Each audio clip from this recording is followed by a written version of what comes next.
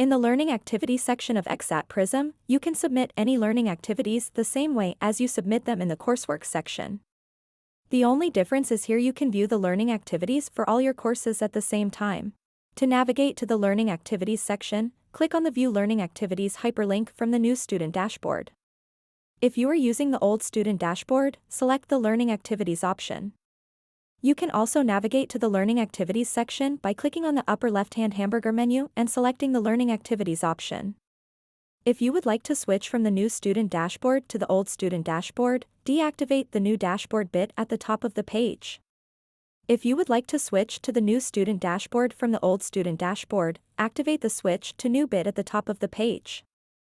You will be taken to the Forms and Evaluations tab. You will see a list of courses with learning activities activated. Click on a course name to view the forms or evaluations in a tabular view for that given course. You can view placement details for that specific form by viewing the Placement Details column. These placement details will be the same for each form of a course unless you have been placed multiple times in that course.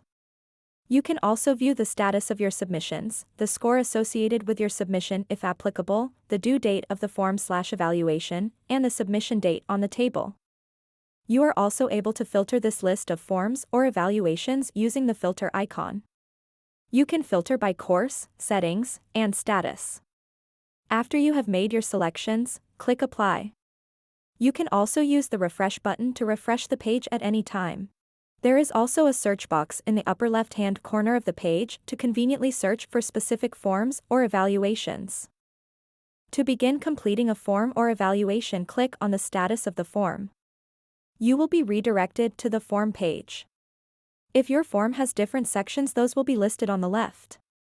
The form menu can be used to navigate the sections. If the form has any instructions or guidelines, you can view those by clicking the instructions hyperlink on the top of the page. Any required questions will have a red asterisk. You will not be able to submit the form until those questions have been answered. If after starting, you'd like to delete all your entries and start with a clean slate, select the Clear All button. This will remove any submitted responses so far and allow you to start over. If you cannot complete the form in one sitting, save your progress using the Save button. You can always come back and finish it later. Some forms may require you to send them to your supervising clinician or experiential supervisor, and you'll be asked to select a clinician that's been linked to your placement. If no clinician has been added yet, your program may allow you to add them yourself by clicking the plus icon. Once you're all done with the form, you'll want to go ahead and click the Submit button. Please note that you cannot make further edits after you have submitted the form. You'll be redirected back to the Learning Activities page. You can now see that the form you have completed has been submitted. If you realize you need to make changes to your submitted form, contact your program to have them unsubmit it for you. This will change your form's status from submitted to in progress, and you will be allowed to edit again. Next, click on the Patient Log tab.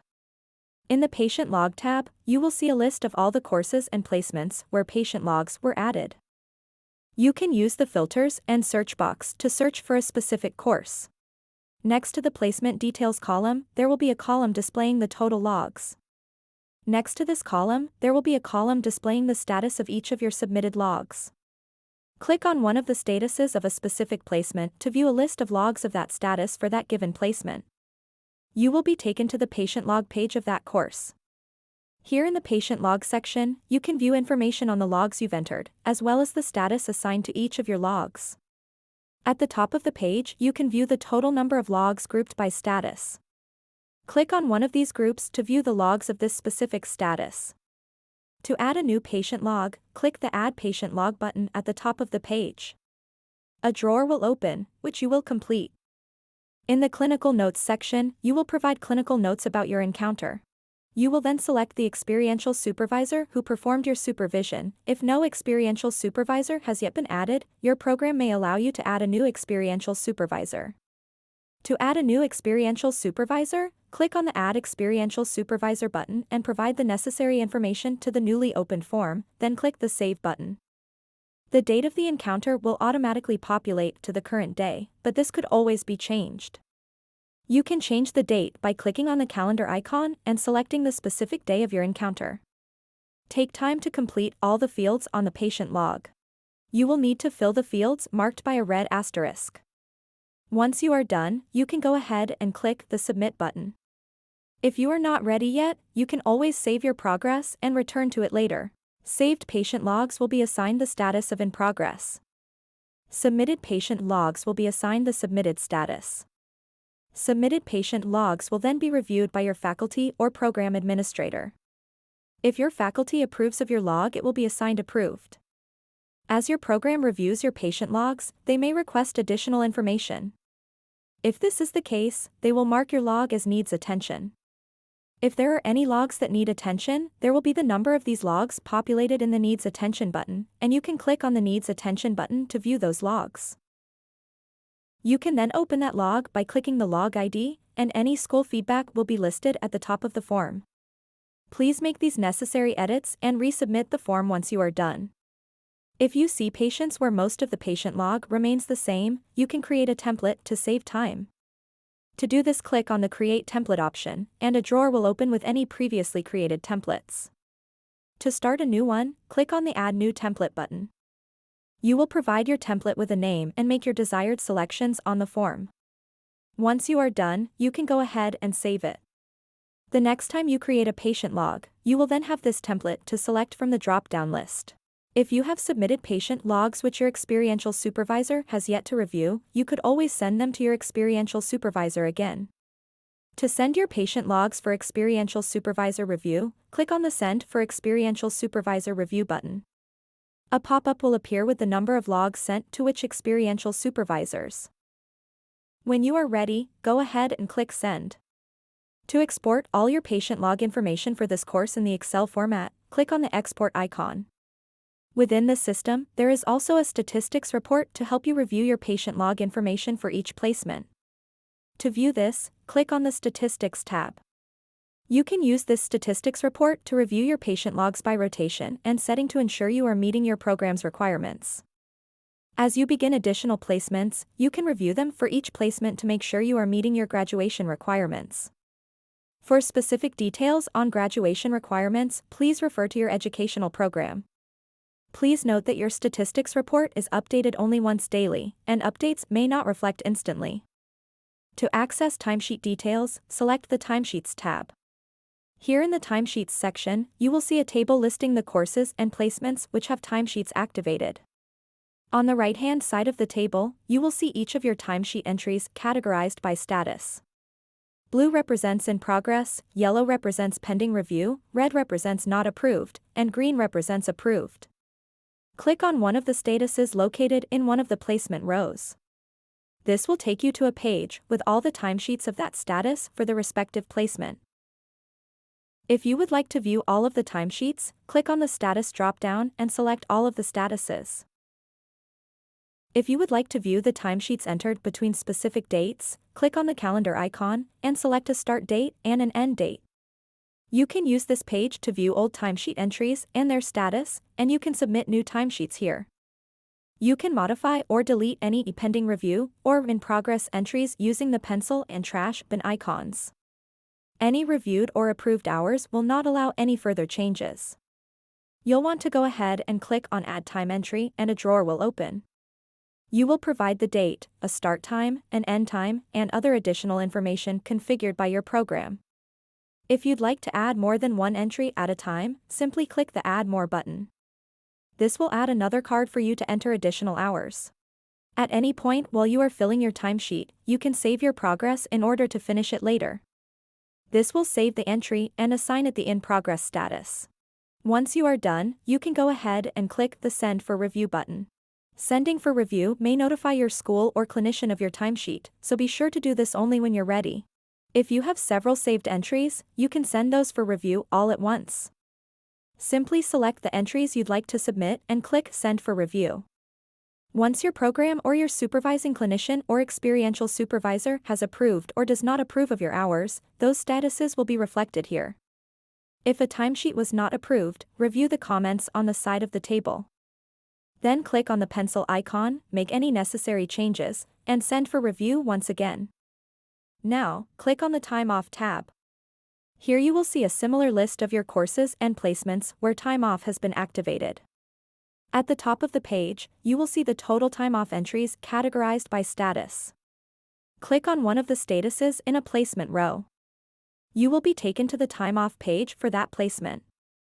This page will list all the requests you have started or submitted. If you would like to view all the time off requests for the course, click on the status dropdown and select all the statuses. If you would like to view the time off requests entered between specific dates, click on the calendar icon and select a start date and an end date. You can modify any in progress and not approved entries using the pencil icon. You can also delete any in progress entries using the trash bin icon. Pending review or approved entries will not allow further edits. To add a time off request, click on the Add Time Off button. A drawer will open and you will enter the day or days you will be away. If your request is not for a full day, uncheck the Consider Full Day Time Off box and provide a specific time frame. You will then provide a reason for your request and any details as to how you will make up the lost time. If you would like to notify your experiential supervisor, make sure to check the Notify Experiential Supervisor box. They will receive an email with your submission details when you submit this time off entry. Using the Browse to Upload section, you can upload any necessary documentation. Be sure to check the supported file types and size limits. You can drag and drop your file in the Browse to Upload section or click on it to upload your file.